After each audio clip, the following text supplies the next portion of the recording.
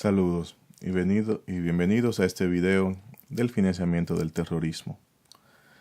Entonces, hemos venido hablando mucho de lo que es el lavado de activos. El lavado de activos, aquí vamos a entrar en esta segunda parte de lo que es el financiamiento del terrorismo. Entonces, el financiamiento del terrorismo consiste precisamente en el proceso a través del cual terroristas o personas o grupos de personas que apoyan a los terroristas proveen los fondos necesarios para las operaciones que estos actos requieren.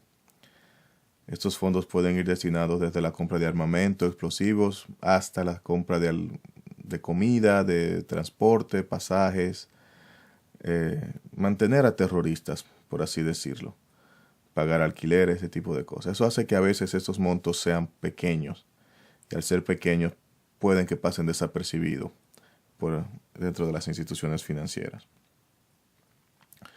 Pero antes de continuar, vamos a hablar un poquito de en qué consiste el terrorismo en sí. El terrorismo es el uso de terror para coaccionar a sociedades o gobiernos con fines políticos. ¿Por qué es importante tener esta idea en mente? Fíjense, cuando uno piensa en terrorismo, por lo general nos llega a la mente lo que tenemos aquí en pantalla. Nos llega a la mente el Medio Oriente, nos llega a la mente el Islam, pero ese no es la única versión del terrorismo. De hecho, como vemos ahora, el terrorismo, existen grupos terroristas que no son islámicos, existen grupos terroristas que no están en el Medio Oriente. Aquí, por ejemplo, vemos la foto en la parte de arriba izquierda de la pantalla, el antiguo grupo terrorista, la ETA, que operaba en España. Ya ellos recientemente han desistido a sus ataques terroristas, a su ala terrorista, pero fue un grupo que tuvo un desempeño considerable durante el siglo XX. También en la parte derecha, ese grupo que tiene la bandera detrás es el grupo SIRA, que es el grupo terrorista radicado en Irlanda, que es el continuador del grupo IRA, el IRA, grupo separatista irlandés. Y abajo, los dos grupos de abajo, de un lado está el Ejército de la Liberación Nacional en Colombia. Fíjense, ya llegamos a América, ya no estamos hablando de Europa. Y el grupo Sendero Luminoso en Perú, que a menor escala, pero sigue operando en algunas selvas de Perú. Entonces, ¿qué quiero decir con esto? Que el terrorismo no está tan lejano. El terrorismo está presente y en América, en Venezuela, muchos reportes de que los bancos venezolanos hacen negocios con el grupo Hezbollah a fin de que el grupo Hezbollah evadiera las sanciones económicas que le había impuesto la comunidad internacional. Entonces, se dice que miembros del grupo Hezbollah consiguieron documentación venezolana y que algunos incluso están radicados en Venezuela. Entonces, no está tan lejos de nosotros el terrorismo. No lo podemos ver como algo únicamente del Medio Oriente. Vamos ahora a poner un ejemplo del financiamiento del terrorismo. Vamos a volver al financiamiento del terrorismo. Y uno de los ejemplos, creo que el ejemplo más grande del siglo XXI, que fue el atentado a las Torres Gemelas el 11 de septiembre. Entonces, los secuestradores del 11 de septiembre precisamente utilizaron instituciones financieras dentro y fuera de los Estados Unidos para mantener, movilizar y extraer su dinero. Depositaron dinero en cuentas de Estados Unidos principalmente mediante transferencias bancarias y depósitos en efectivos o de cheques de viajeros comprados en el exterior. Los 19 secuestradores abrieron 24 cuentas en 4 bancos diferentes de los Estados Unidos. Los siguientes perfiles financieros fueron elaborados de las cuentas de los Estados Unidos de los secuestradores. Las cuentas fueron abiertas con dinero en efectivo con una suma promedio entre $3,000 y $5,000. Bien, que son montos pequeños que no generan el reporte. La identificación utilizada para abrir las cuentas fueron visas emitidas a través de gobiernos extranjeros. Los domicilios utilizados por lo general no eran permanentes, sino que utilizaban apartados de correo y eran cambiados con frecuencia. Los secuestradores a menudo usaban los mismos domicilios y números telefónicos en las cuentas. Algunas cuentas recibieron y enviaron directamente transferencias bancarias de montos pequeños desde y hacia países extranjeros como los Emiratos Árabes, Arabia Saudita y Alemania. La financiación de las cuentas se hacía en efectivo y por transferencia bancaria del exterior, y las transacciones de cajeros automáticos se realizaron con más de un secuestrador presente, creando una serie de transacciones que incluía a varios secuestradores en el mismo cajero automático. Entonces, vamos ahora a un caso más local, por así decirlo. Vamos ahora aquí en la República Dominicana. Primero, vamos aquí vamos a ver este artículo que salió en el 2014 en el periódico digital Acento, autoría del señor Alexander Peña. Dice, al menos 12 sabotajes y atentados al sistema eléctrico se han denunciado en años recientes. Fíjense, no vamos a leer el artículo entero, pero vamos a ver algunas cosas interesantes. Dice, la afirmación de que no se trata de robo, sino de acciones dirigidas a tumbar el sector eléctrico. Importante. Fíjense, como hablamos al principio, el fin del terrorismo es un fin político. Una persona que pone una bomba en una tienda porque es un enfermo mental, no es necesariamente un acto terrorista. Una persona que pone una bomba en una tienda porque es el competidor de esa tienda y quiere salir de la competencia, no es considerado un acto terrorista. Ahora, una persona que pone una bomba con el fin de causar terror y que el gobierno cumpla ciertas condiciones, sí se considera un acto terrorista. Entonces, fíjense qué interesante, empiezan a ocurrir acciones dirigidas a tumbar el sistema eléctrico en la República Dominicana.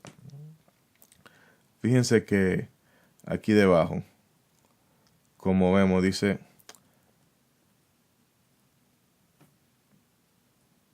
en diciembre del 2012 las autoridades denunciaron el desplome de la torre que soportaba la línea tal. Diciembre del 2011. El párrafo de abajo dice, 2 meses antes, en octubre de ese año, se informó que fue tumbada una de las torres de la autopista eléctrica del norte. Luego dice, en el 2011 se divulgó en la prensa que desaprensivos robaron el mismo tipo de tornillos a 3 torres de transmisión de la línea Canabacoa-Nivaje, dejando la estructura a merced del viento. Un mes después se denuncia un espectacular ataque con bombas Molotov y disparo con armas de alto calibre contra la generadora de gas natural. Fíjense, todos estos actos terroristas ocurriendo con meses de distancia uno entre otro. Todos estos actos de sabotaje que ocurren. Y aquí abajo dice que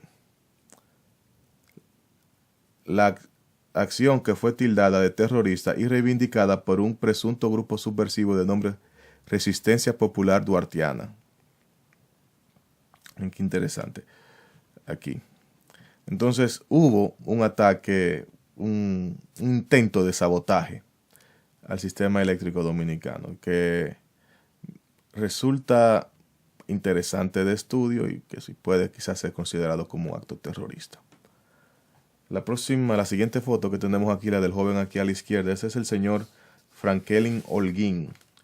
Es quien el 27 de octubre del 2014 intentó inmolarse dentro de uno de los vagones de la línea 2 del metro de Santo Domingo. Si bien el hecho fue calificado inicialmente como un incendio provocado, las autoridades judiciales dominicanas reclasificaron el hecho 2 días después como un acto terrorista.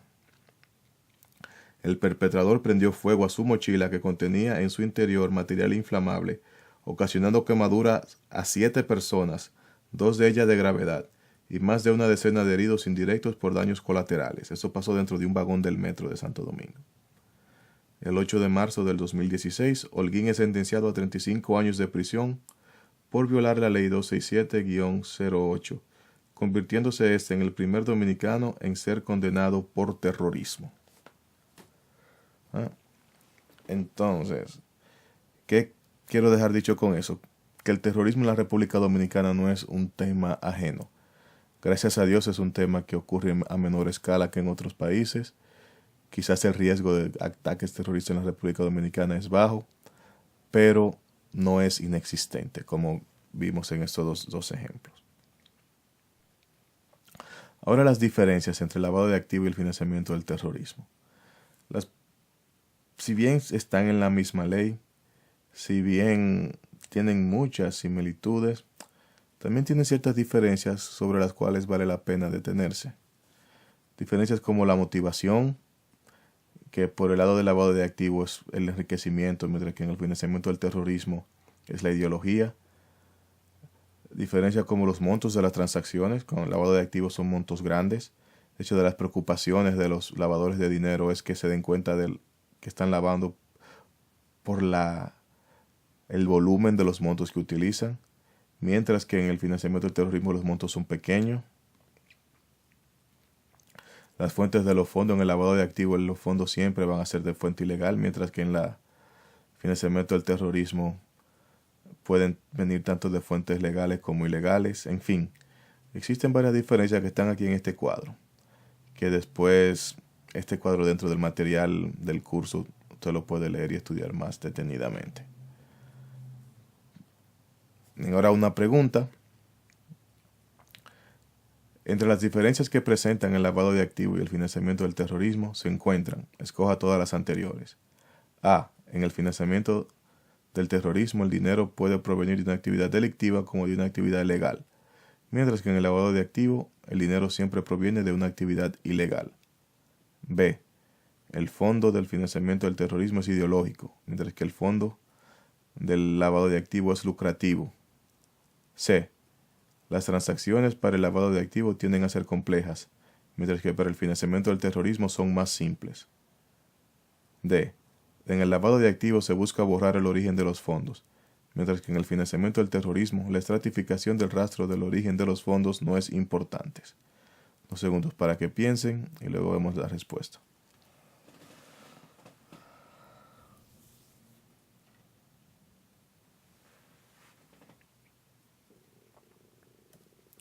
Todas las anteriores.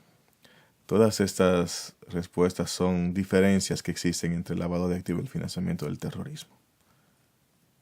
Así llegamos al final de este video. Espero que este video haya sido de su agrado, que esta sección de video haya sido de su agrado. Como dijimos al principio, la función de este video no era no era entrar en la ley 155-17, sino más bien darle a los oyentes un entendimiento de en qué consiste el lavado de activos y el financiamiento del terrorismo. Que tengan una idea clave, una idea certera, una idea básica de en qué consiste y que, bueno, ya decidan si quieren profundizar más en el tema. Sobre ese tema, la Universidad Fernando Arturo de Meriño ofrecerá un curso a mediados de este año, más detallado, más profundo, con muchos temas interesantes, temas como el lavado de activos a través del comercio, el lavado de activos a través del cibercrimen, cibermoneda, ciberseguridad, cómo preparar mi negocio frente a una auditoría por parte del Estado, cómo hacer un manual para mi institución, un manual de prevención de lavado de activos para mi institución. Temas muy, muy modernos, temas muy, muy prácticos y que estoy seguro van a ser de utilidad para todos los que tomen el curso. Entonces, para aquellos interesados, esperen las noticias próximas de Wafan. Mi nombre es Huascalar y para mí fue un placer estar con ustedes. Hasta entonces.